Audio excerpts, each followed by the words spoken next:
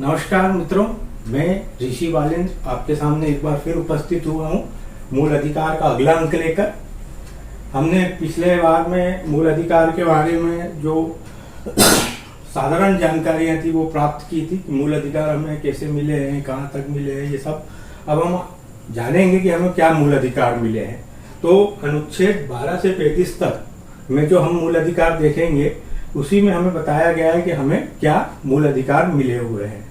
अनुच्छेद 12 में राज्य की परिभाषा दी हुई है सबसे पहले, और राज्य की परिभाषा देने का पीछे कारण यही है कि सबसे ज्यादा अगर हमारे मूल अधिकारों से हमें कोई प्रताड़ित कर सकता, हमारे मूल अधिकार छीन सकता है तो वो है राज्य।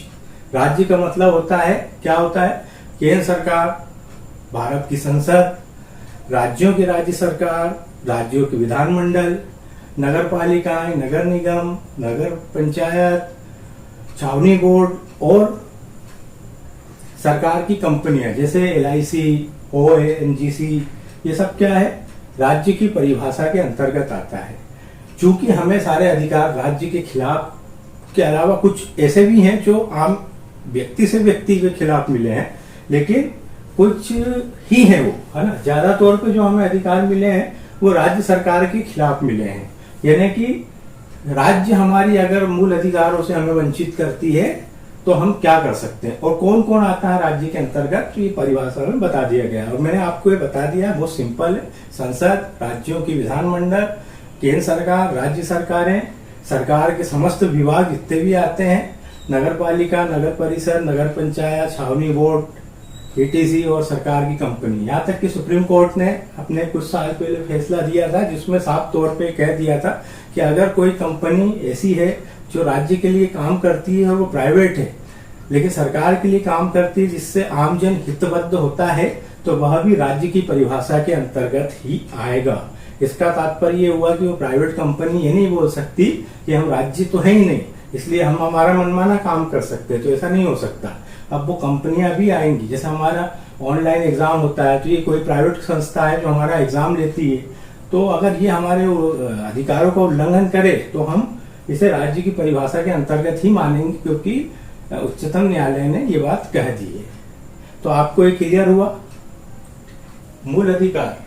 अब हम पढ़ेंगे अनुच्छेद 13, आच्छादन का सिद्धांत या मूल अधिकारों का संरक्षण। जैसा कि हम जानते हैं कि हमें 12 से लेकर 35 तक मूल अधिकार मिले हैं, और ये मूल अधिकार कोई मामूली मूल अधिकार नहीं है। विश्व में सबसे ज्यादा मूल अधिकार अगर किसी ने दिया है तो वो है भारत देश।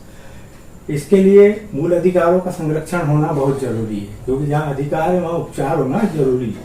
तो जहाँ अनुच्छेद 13 हमें कुछ संरक्षण देता है तो वहीं पे अनुच्छेद 32 भी हमें बहुत से संरक्षण देती है, ताकि हमारे मूल अधिकारों से हमें वंचित न किया जा सके। तो अनुच्छेद 13 में आच्छादन का सिद्धांत का क्या मतलब होता है? मूल अधिकारों का संरक्षण समझेंगे। सबसे पहले मूल अधिकारों का संरक्षण का अर्थ यह है, राज्य ऐसा कोई कानून नहीं बनाएगा जो मूल अधिकारों से असंगत है या मूल अधिकारों को कम करता है या समाप्त करता है। क्लियर? राज्य ऐसा कोई कानून नहीं बनाएगा जो मूल अधिकारों को कम करता है, समाप्त करता है या फिर वो उससे असंगत है। ठीक है, तो इससे आप समझ गए होंगे कि कहने का तात्पर्य यह है कि अगर ऐसा कोई कानून बनता है तो वो कानून नहीं रह जाएगा। क्या हो सकता है?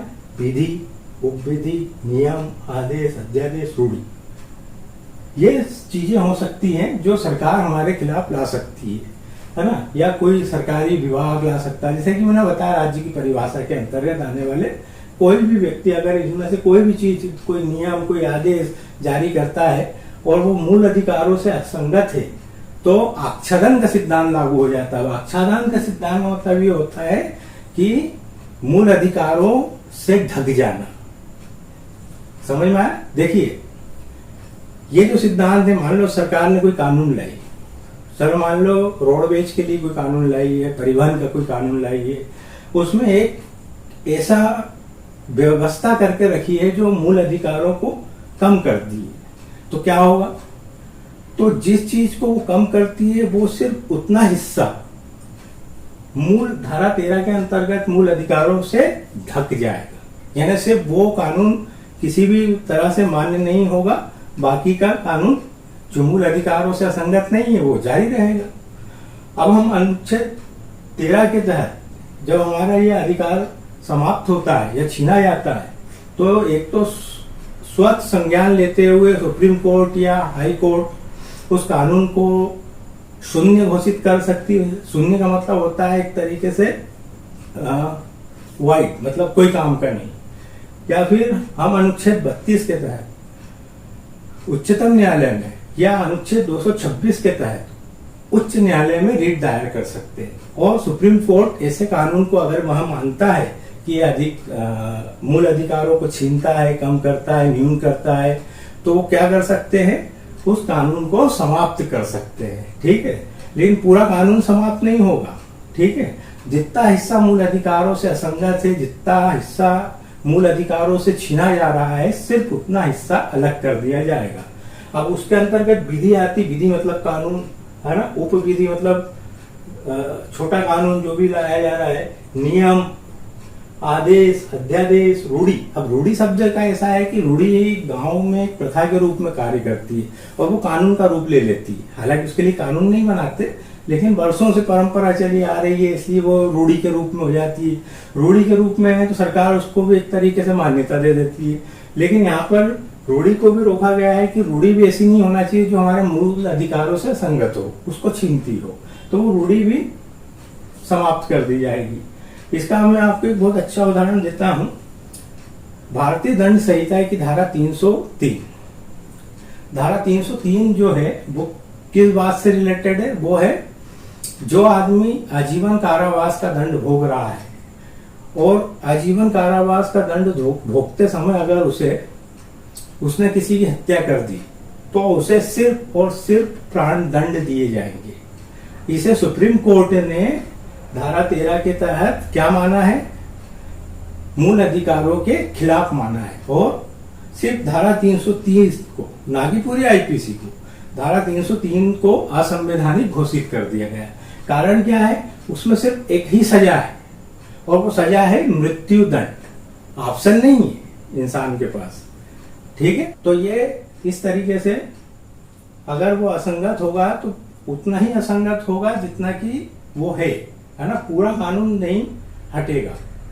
ठीक है, अनुच्छेद 14 से 18, अनुच्छेद 14 से 18 में क्या मिलता है, समता का अधिकार। समता मतलब समानता का अधिकार। कोई आदमी छोटा नहीं, कोई बड़ा नहीं, कोई गरीब नहीं, कोई अमीर नहीं, किसी के साथ कोई भी भेदभाव नहीं करेगी राज्य सरकार। तो अनुच्छेद 14 से लेकर 18 तक समता का अधिकार हमें दिया गया है। अनुच्छेद 19 से 22 तक हमें स्वतंत्रता का अधिकार मिला है। स्वतंत्रता का मतलब ये होता है कि हमें हमारे व्यक्तित्व को निखारने के लिए जो चीजें जरूरी है वो हमें संविधान के मूल अधिकार में अनुच्छेद 19 से लेकर 22 तक प्रदत्त की गई है। अनुच्छेद 23 से 24 शोषण के विरुद्ध अधिकार। यदि किसी कारण से किसी व्यक्ति का शोषण होता है तो वो अनुच्छेद 23 और 24 के तहत आता है, जो हमें न्याय दिलाने की बात कहता है। अनुच्छेद 25 से 28 धर्म की स्वतंत्रता का अधिकार है।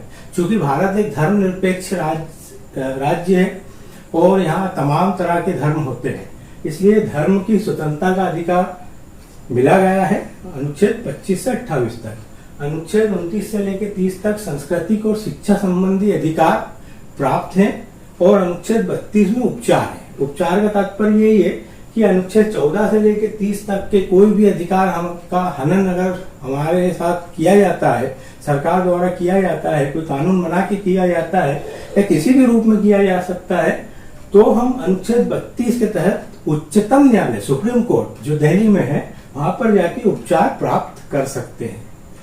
तो अभी हमने इसका ऊपरी हिस्सा देखा है, अब हम इसको डिटेल में समझेंगे अगले अंक में। जब तक आपसे मैं विदा चाहता हूं और चाहता हूं कि अगर मेरा ये वीडियो अच्छा लगा है तो मुझे लाइक करें, सब्सक्राइब करें और कमेंट्स करें।